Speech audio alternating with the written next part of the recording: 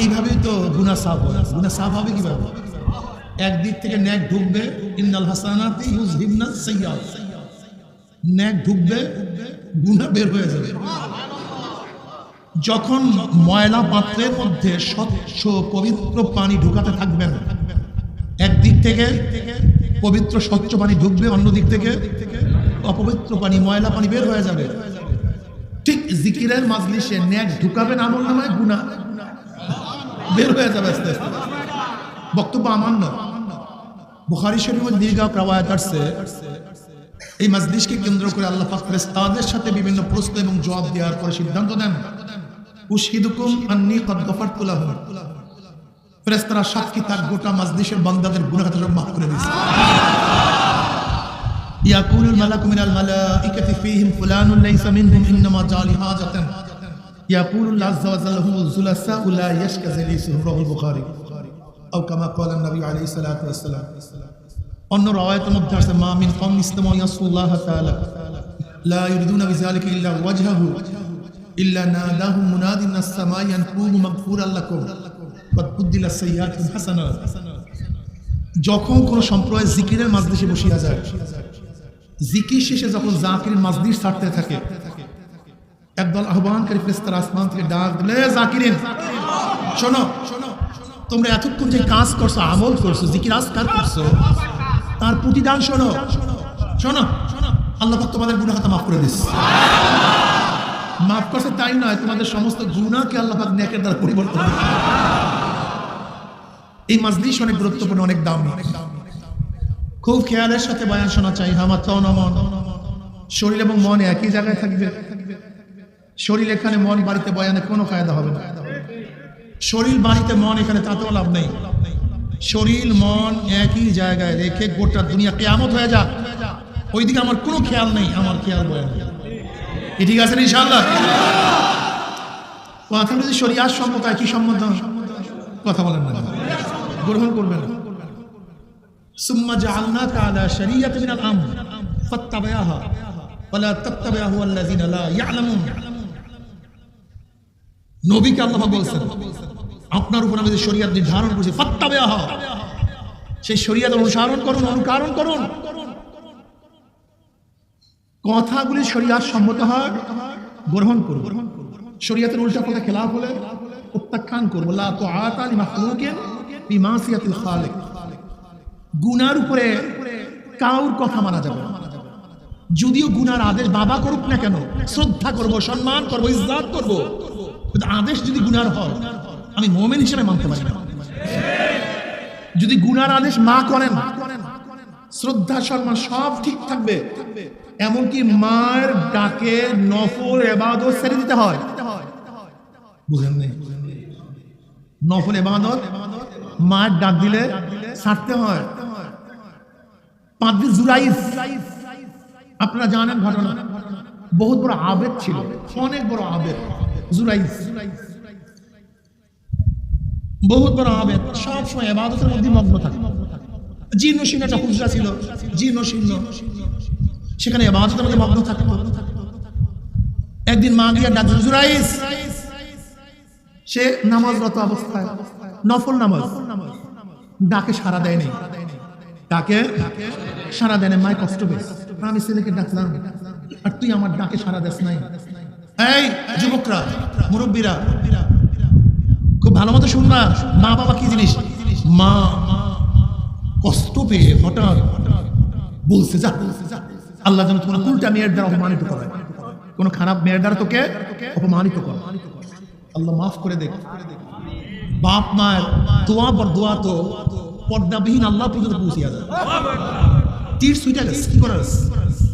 যদি ধনুক থেকে তীর ছুটে যায়, ফিরানো যায় না, মুখ থেকে বের হয়ে গেছে, কাট করে লেগে গেছে। এর জন্য খবরদার মনে রাখতে হবে, বাপ মা রাগ করে বাচ্চাদের উপর কোনো সময় অভিশাপ দিবেন না, এই ভুলটা কোনোদিন করবেন না। যদি বাচ্চারা কোনো খারাপ কাজ করে, খারাপ আচরণ করে, খারাপ ব্যবহার করে, রাগ করিয়া কখনো অভিশাপ দিবেন না, খবরদার, কখনো না, এই ভুল করবেন না। যদি বেশি মন খারাপ হয়ে চলে যাবেন, ইস্তেগফার করবেন, তওবা করবেন, দুরূদ পড়বেন, রাগ ঠান্ডা করার চেষ্টা করবেন, বেশি বেশি নফল নামাজ পড়ে দোয়া করবেন, কান্নাকাটি করবেন বাচ্চাদের জন্য। কিন্তু খবরদার বদদোয়া দিবেন না। জানা নাই কখন বদদোয়া কবুল হয়ে যায়। আজীবনের জন্য কাঁদবেন কিন্তু আর ফিরাতে পারবেন না। আজীবনের জন্য কাঁদবেন, লাভ হবে না। এই জন্য খবরদার, যারা বাচ্চার মা বাবা হয়ে গেছেন, যারা হওয়ার পথে, সন্তানদেরকে কোনো অবস্থাতেই মালামাত করবেন না, বদদোয়া দিবেন না, গালি দিবেন না। এটা খুব ভালো মতো মনে রাখবেন। ব্যাস, মা বলছে কবুল হয়ে গেছে। ওই জমানার এক মহিলা কোনো কাজে বের হয়েছে, কোন এক কৃষকের সাথে তার দেখা, সুযোগ পেয়ে বসছে, অপকর্ম তার সাথে করছে। মহিলা হামেলা হয়ে গেছে, গর্ভবতী হয়ে গেছে। আর ওই সময় এই অবৈধ কাজ খুবই ঘৃণিত ছিল। অনেক আগের ঘটনা। মানুষ মোটামুটি আবেদ ছিল, সলেহ ছিল, অবৈধ কাজ সমাজে কেউ পছন্দ করতো না। এই মহিলা, তোর বিবাহ হয় নাই, পেটে বাচ্চা কোথার থেকে? তোর তো বিবাহ হয় নাই, এই পেটে বাচ্চা কোথার থেকে? তোর ওই জুরাইস পাদ্রের এই বাচ্চা, ওই জুরাইস পাদ্রের এই বাচ্চা। বাদশাহ, মন্ত্রী পরিষদ, সৈনিকরা ক্ষিপ্ত হয়ে গেছে। দরবেশি করো, ফাইজলামি করো, ভেসাল ধরছ, আর অপকর্মের মধ্যে লিপ্ত থাকো, যাও ধরে নিয়ে আসো।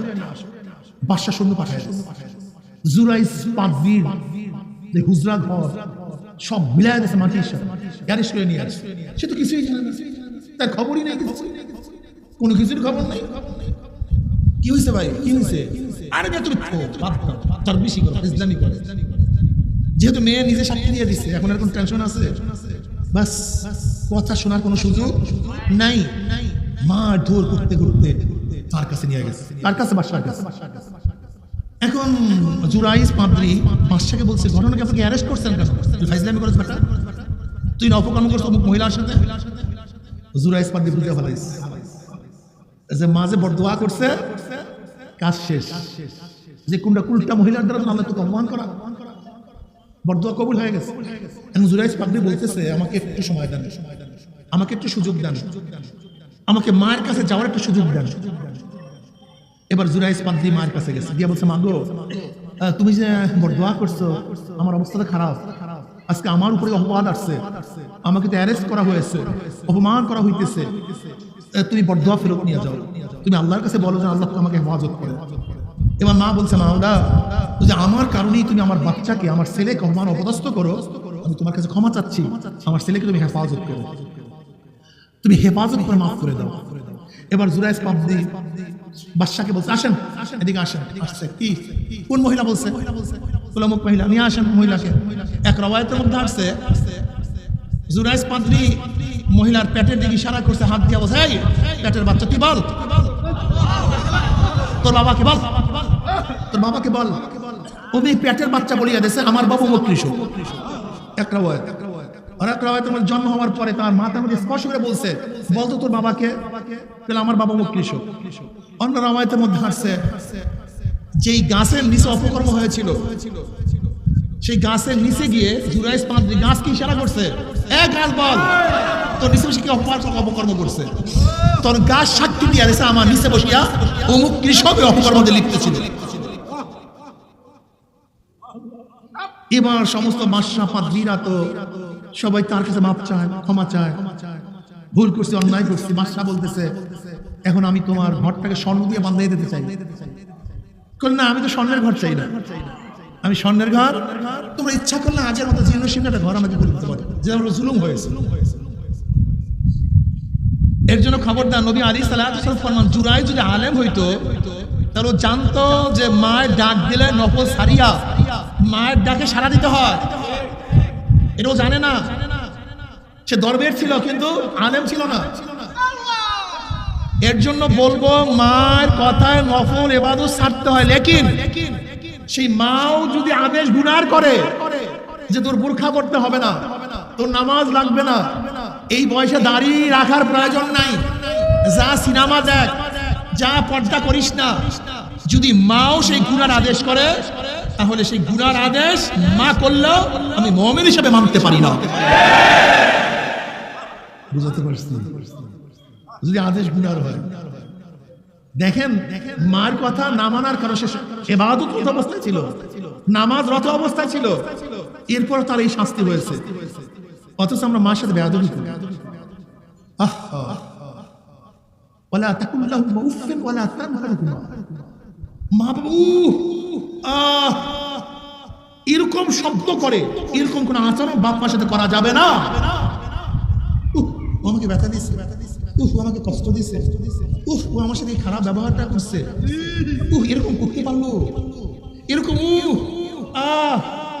এরকম মা বাবার কষ্টদায়ক কোন শব্দ বের করে, এরকম কোন আচরণ বাপ মার সাথে করা যাবে। ওয়াইন যালামাকা ওয়াইন যালামাকা ওয়াইন যালামাকা, যদিও বাপ মা জুলুম করে জুলুম করে জুলুম করে, কিন্তু তারপরও বাপ মার সাথে বেয়াদবি করা যাবে না। বলতে পারে হুজুর স্ত্রী তো বাপ মার সাথে থাকতেই পারে না, মেলেই না, কি করব? বাপ মার সাথে স্ত্রীকে রাখা ফরজ না, ওয়াজিব না। বেয়াদবির থেকে গায়রে হাজির ভালো। তুমি তোমার স্ত্রীকে ফারেক করো, তোমার জন্য তোমার বাপ মার খেদমত করা ফরজ, তুমি খেদমত করবা। আল্লাহ না করুক তার কপালে যদি এরকম স্ত্রী বিজেই বসে যে খেদমত করতেই চায় না, বাঁচতে পারে না, হতে পারে না, তাহলে তার উপরে তো ফরজ না, ফরজ তোমার উপরে। তোমার সংসার ঠিক রাখার জন্য আলাদা রাখো, কিন্তু বেয়াদবি করতে পারবে না। এমন আমরা এই মাসালা দিয়ে দিবা, বাপ মা যদি যা করে তোমাকে খেদমত করতেই হবে, থাকতে হবে। প্রতিদিন ঝগড়া, প্রতিদিন বিভেদ, প্রত্যেক দিন মারামারি, প্রতিদিন কাটাকাটি, না তারপরে থাকতে হবে। কেন? কারণ